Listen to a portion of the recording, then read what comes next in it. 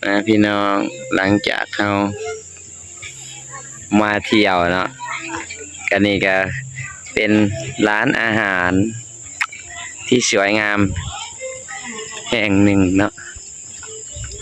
นี่วิวถ่ายรูปสวยๆเลยพี่น้องร้านอาหารนี่ก็จะมาเนาะร้านอาหารลาวาไม่ไปเบิ่งป่า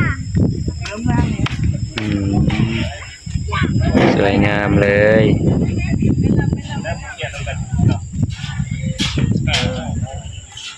อยู่ธรรมศาสตร์ว่าแหกับมันไหนมุมเลยเช่นมาบีบก่อนกับบีบพี่ๆโดยเนาะ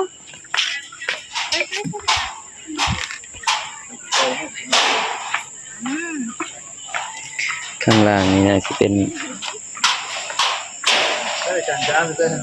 ดูขวา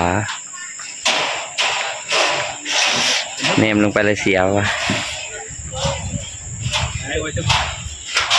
จะเป็นเครื่องนะอาหารเป็นประมาณนี้พี่น้อง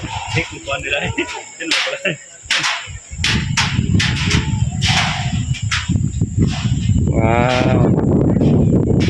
วิวโคตรสวยตั้งทรงก่อนให้ปวดหัวใจมันจะได้เป็นเพื่อนใจหรือเปล่า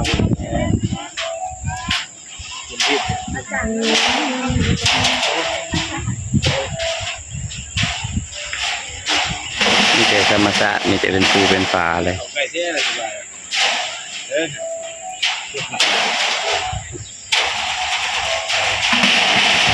มาใหญ่เด้ออันนี้คือจุดชมวิวเนาะพี่น้องเ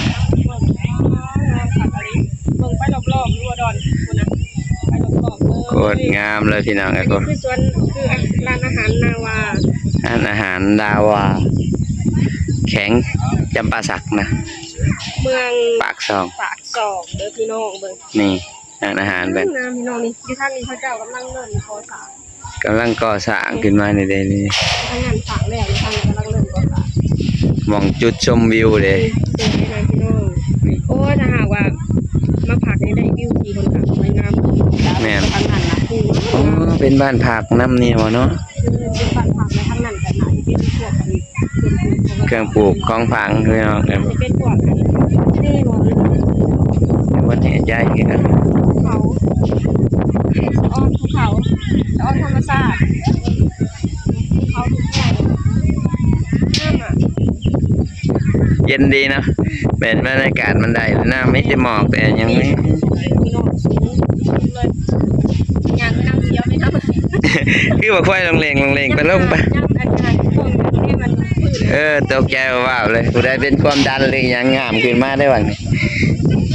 ขนาดค่อยว่าอะไรน้ำหนักค่อยหลายคือมันเงี่ยงข้างนึงโอ้งามเลยน้องโอ้เบิ่งรอบๆพี่น้อง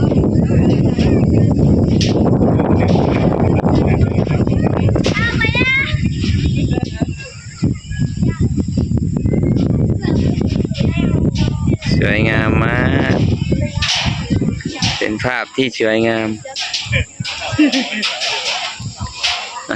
อันนี้คือทางลงนะเมื่อกี้นี่ขึ้นมากินไปเราจะไปแบ่งอาหารเนาะมาแล้วหรือยัง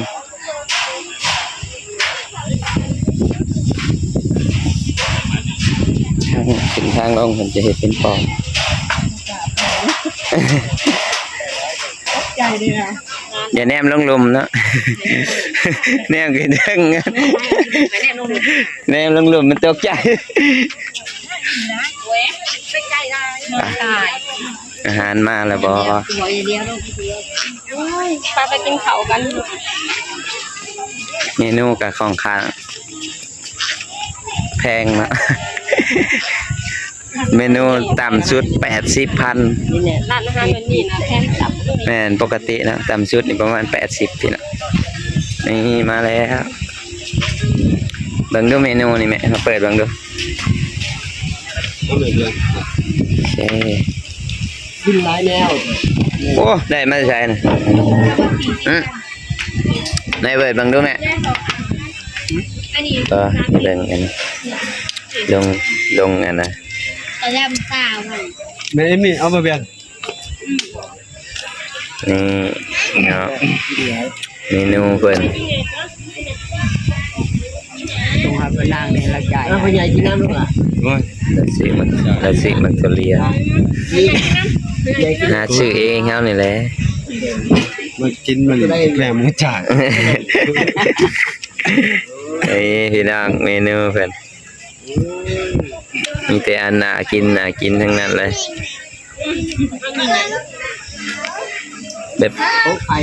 มีทุกอย่างเนาะ เจ้าว่าของไผ่ นี่ เจ้านี่ดิบข้างที่ลูก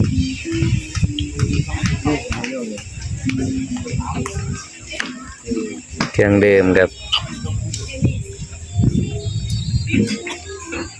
อันนี้เครื่องดื่มมัน ตั้งคนเลย ยกไปเลย ไม่ได้สั่ง โอเค นั่งตั้งที่หมด เมื่อสั่ง บอ ไอ้กู เดี๋ยวนั่งกับลูกมันก็ได้นะ พวกที่เอาตัวซิว ฮะ การห้องเป็นของมัน มาแล้วอาหาร บอกให้เขา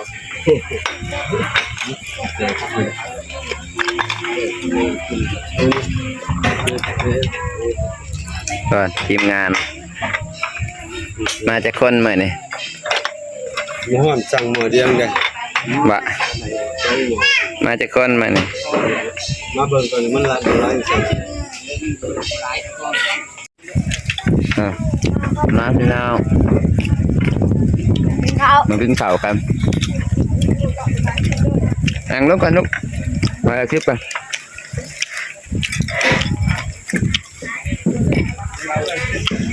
อาหารเราตัวพ่อใหญ่คือจิบเขาบางใหญ่มากแต่ว่ายังมาประกบเนาะอาหารกันเพิ่นหลายเนาะแฝกเพิ่นหลายพี่น้องเลยมาช้าหน่อยหนึ่งกินไปนำจังไปนำทีกับประมาณนี้เนาะแซ่บอะ อาหารเป็นสวยทำกับบรรยากาศสวยวิวสวยพี่น้อง กินไปเลยนี่ไป ให้อีแม่ขี่สลิง ก็จะรีบอยู่ไส โอเค ยุ่งขาย โอเคป่ะ พอคือพอพี่น้องถ้ากันมาหอดรถแล้วพี่น้องจ้าพากันไปกินอาหารที่แสนจะอร่อยพี่น้องร้านอาหารนาวาเนาะพี่น้องเนาะบรรยากาศสวยๆพี่น้องเลยแต่ว่าได้กินอาหารที่แซ่บๆแล้วก็บรรยากาศ แล้วก็นอนลูกไป ดีสุดๆเลยพี่น้องทำตามเขาจะเห็นแล้วสื่อหมักพี่น้องหมักบรรยากาศของเพิ่นเนาะพี่น้องเนาะแซ่บพี่น้องจ้าป้ายปานีจะพากันกลับแล้วพี่น้องสำหรับคลิปนี้สตูกะจะขอจบลงเท่านี้ก่อนเด้อฝากให้พี่น้องช่วยกดไลค์กดแชร์กดติดตามในช่องสตูกแนลเลยเด้อสบายดีสวัสดีค่ะ